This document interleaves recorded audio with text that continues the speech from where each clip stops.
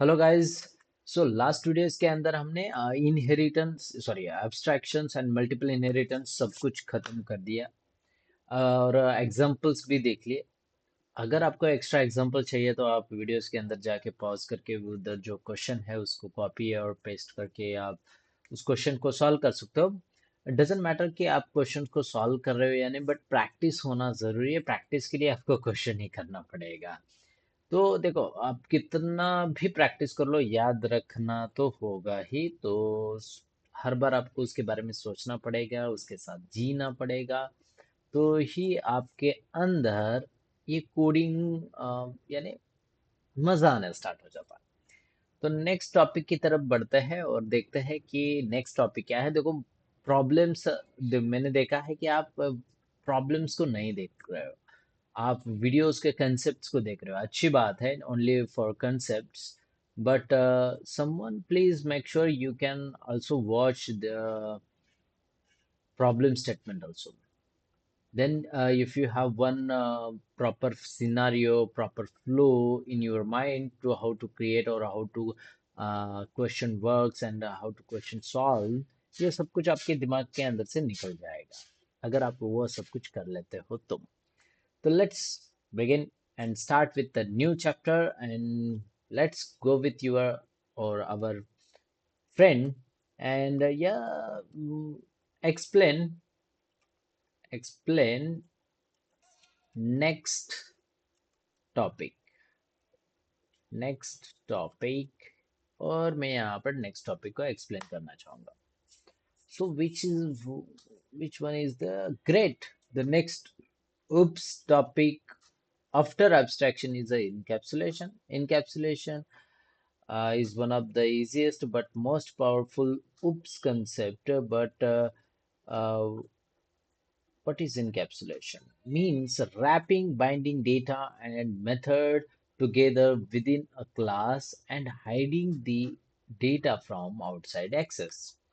You hide your data, you protect your data, you control how data is accessed, just like you store money inside a wallet. Others cannot directly take it, they must ask you. Okay. Why encapsulation? The protect data from unauthorized access to make code secure, uh, to control how values are set and read, to make classes easier to maintain and modify. Or how encapsulation is done in a Java. Encapsulation has three main rules, which are the first one, make variables are private. Make sure all variables are private. Second, no direct access from outside the class. यानी अगर यहाँ पर देखो, make variables are private. अगर class के instance को अगर आप प्राइवेट कर लेते हो तो इसका एक बेनिफिट साबित होता है। यानी क्या कि आप उसको किसी और अदर क्लास के अंदर आप उसको कॉल ही नहीं कर सकते हो। ये मैं आपको दिखाऊंगा practically, don't worry. No direct access from outside the class, यानी आउटसाइड उस क्लास के बाहर उसे एक्सेस ही नहीं मिलेगा। हाँ, इतना सोच लो। Provide public getter method.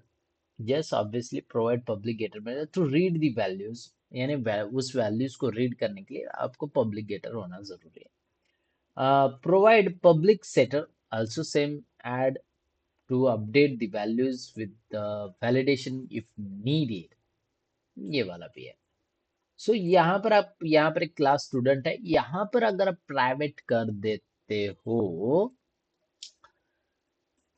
तो क्लास के अंदर के सारे इंस्टेंस वेरिएबल्स को तो ये बाहर एक्सेस ही नहीं देता है। तो instead of writing we just write public setter and getter methods. So here we go and write down the something other than else. तो यहाँ पर ये वाला पार्ट आप डायरेक्टली कर सकते हो और यहाँ पर आपको इन मेथड्स को ही यूज करना पड़ेगा। आई थिंक उप्स कंसेप्ट के अंदर क्या क्या है देख लेता हूँ एक बार। उप्स का कंस्ट्रक्टर है, मैंने क्या क्या लिया है, I forget about it. Student, हाँ स्ट्रिंग डेटा नहीं, कंस्ट्रक्टर लिया है, मेथड्स लिया है, and where we go, okay, problem statement and explanations and all these things, polymorphism, encapsulation data हमारा यहाँ पर हो चुका है। वही तो मुझे लगा ही था कि हमारा इनकैप्सुलेशन टेस्ट यहाँ पर हो चुका है, कि हमने यहाँ पर प्राइवेट एट्रीब्यूट करके किया था। सो ये हमारा हो चुका है। हम मैंने यहाँ पर एब्स्ट्रैक्शन हो जाने के बाद नेक्स्ट टॉपिक हमारा होना जरूरी है, विच वन इज,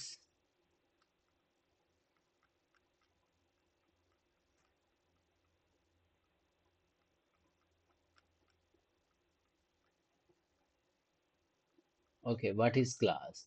और एब्स्ट्रैक्शन के बाद होना चाहिए access modifier and static keyword के बारे में। सो मैं यहाँ पर फिर से उसे बोलना चाहूँगा, एक्सप्लेन, मुझे फिर से explain next topic.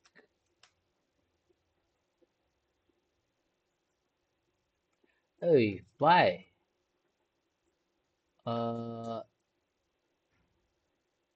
Now I am completed abstraction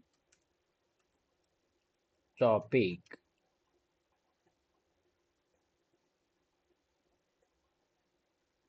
Since you have completed abstraction, the next topic you must learn is encapsulation, uh, inheritance, polymorphism, abstraction. Next topic encapsulation. After encapsulation, static keyword. Okay. Also, I have completed encapsulation. Okay, great. So the next topic is order is static keyword in Java. So here we go for next topic, which is a static keyword in Java. So let's learn it in a simple and crystal clear way. So यहाँ पर आपको problem नहीं आएगी कि आपको exactly किस तरह से किया जाए। What is a static keyword, which is very important part in Java. It is different from other languages, so make sure कि आप यहाँ पर ध्यान दे रहे हो। ओके, मैंने ठीक से वीडियो को देखो, पॉज करो, फिर से वापस जाओ, फिर से आप एक बार चेक करो। आप किसी की भी हेल्प ले सकते हो, किसी का भी वीडियो देख सकते हो। ओके, सो मेरे वीडियो देख रहे हो, फर्स्ट टाइम है तो सब्सक्राइब करना मत भूलना। ओके, नेक्स्ट आगे बढ़ते हैं। So static is a keyword in a Java which means the member और variable method belongs to a class, not to the object। अब ये क्या है, नया ही कंसेप्ट आ गया कि क्या होता है जब आप स्टैटिक कीवर्ड लगा रहे हो, तो वो ऑब्जेक्ट से बिलोंग नहीं करेगा, वो क्लास का होता है। यानी क्या, फॉर एग्जाम्पल के लिए मान लेता हूँ, it's my adapter, right, it's a object, it's a object. और ये एक है normal, which is A to C converter, जो कि ये यहाँ पर मैंने फिट किया है नॉर्मल वे में। हाँ, सो अब ये है एक्सटर्नल, जो कि मैंने यहाँ पर लिया है, not a object of this, right. So इसका नहीं है, तो ये एक ऑब्जेक्ट है, नेक्स्ट ऑब्जेक्ट जो कि मैंने यहाँ पर अटैच किया, ये इसका पार्ट हो चुका है, यानी ये इसका पार्ट नहीं। बट इनसाइड अडेप्टर जो इसके पार्ट है, वो क्लास यानी उस स्ट्रक्चर से बिलोंग कर रहा है, जो कि इसके अंदर आप मदरबोर्ड कह सकते हो, या फिर उसके अंदर सर्किट होती है, उसके अंदर रजिस्टर होता है, डायोड्स होते हैं, यानी ट्रांजिस्टर होते हैं, ट्रांसफार्मर्स होता है, ये इसके अंदर जो भी पार्ट रहेगा ना, वो क्लास से बिलोंग कर रहा है, नॉट फ्रॉम अडेप्टर। सो अगर ये ऑब्जेक्ट से बिलोंग करता है, यानी वो ऑब्जेक्ट को हम यूज कर रहे हैं, तो यहाँ पर मैं जस्ट ऑब्जेक्ट को ही यूज कर रहा हूँ। तो ये ऑब्जेक्ट का हो गया। इनसाइड जो उसके अंदर है वो क्लास से बिलोंग कर रहा है, यानी वो क्लास का पार्ट हो गया। ये जस्ट एग्जांपल के तौर पर, ये इस तरह से सिनेरियो नहीं होता है। आप एक फ्रेशर हो, आपको समझना आना जरूरी है, इसके लिए मैं इस तरह से एग्जांपल दे देता हूँ। तो अब यहाँ पर किस तरह से करें, जस्ट फॉर एग्जांपल मान लेते हैं, there is a method which is not, अरे वो ऑब्जेक्ट से भी कॉल हो सकती है, नहीं ऐसा नहीं है। मगर उसे आप डायरेक्टली क्लास से कॉल करना चाहते हो without creating any objects, then आप डायरेक्टली उसे क्रिएट यानी उस मेथड को कॉल कर सकते हो। तो वो मेमोरी एलोकेट कर लेता है हिप के अंदर, नॉट यानी स्टैक के अंदर नहीं लेता है। स्टैक के अंदर टेम्पररी डेटा होता है जो कि ऑब्जेक्ट जब क्रिएट करते हो उसका यानी आप कह सकते हो एड्रेसेस देने के लिए। सो यहाँ पर वो मेमोरी एलोकेट कर लेता है। देखो, not an object, in a simple word, without creating an object you can directly access static things using the class name. Where can we use static? You can apply static to static variable, static methods, static blocks, and static class which is part of a inner class only. ठीक है, we don't go for inner classes. Now static variable, static methods and static blocks के ऊपर focus करते हैं। Static variables, class variables. Static variables is a shared among all objects. Only one copy exists in a memory. ये क्या हुआ कि static variable is a shared among all objects, यानी जितने भी ऑब्जेक्ट्स बनाओगे ना उसको शेयर्ड हो जाएगा।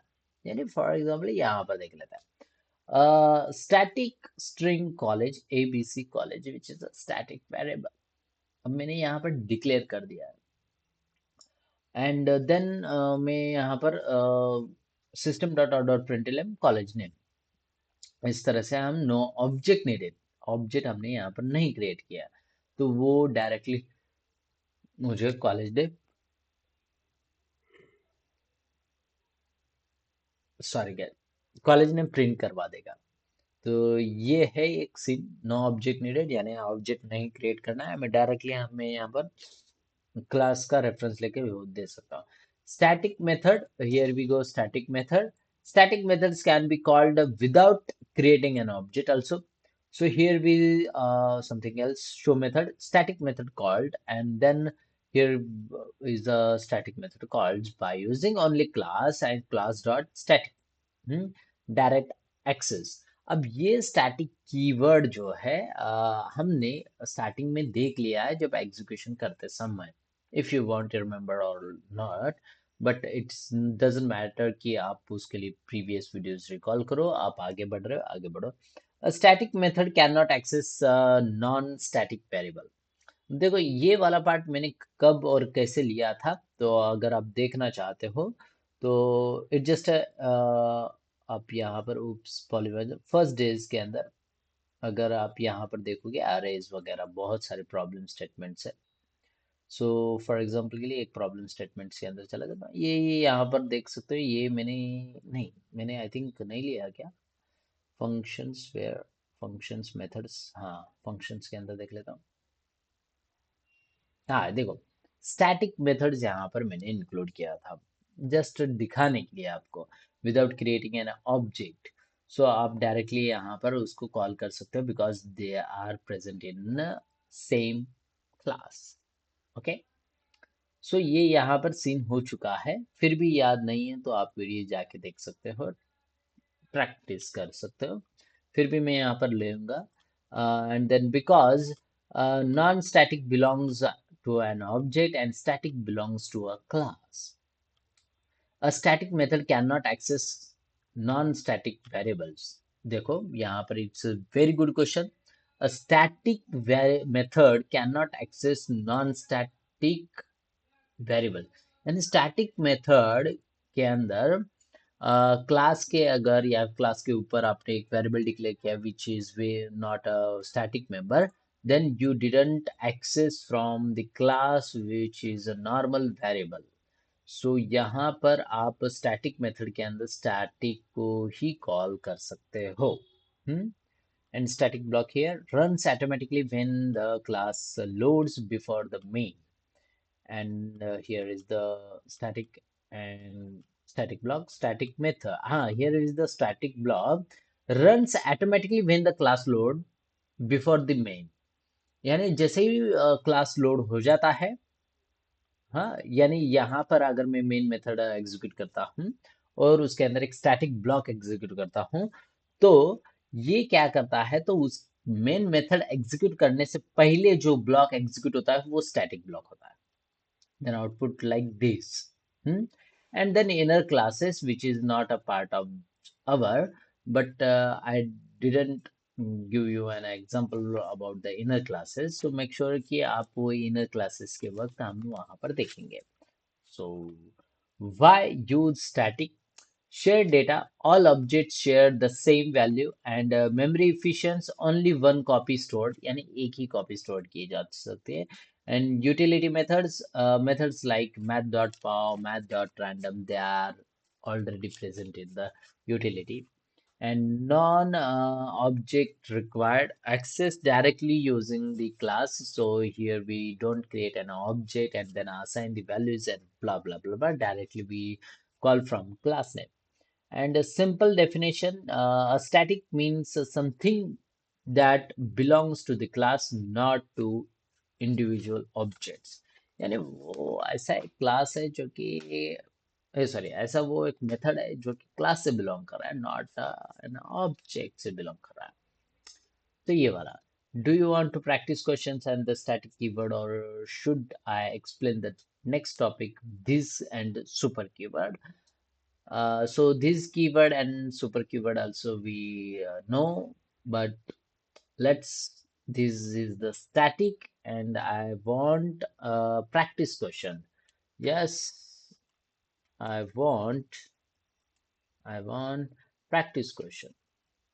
Yes, I want practice question.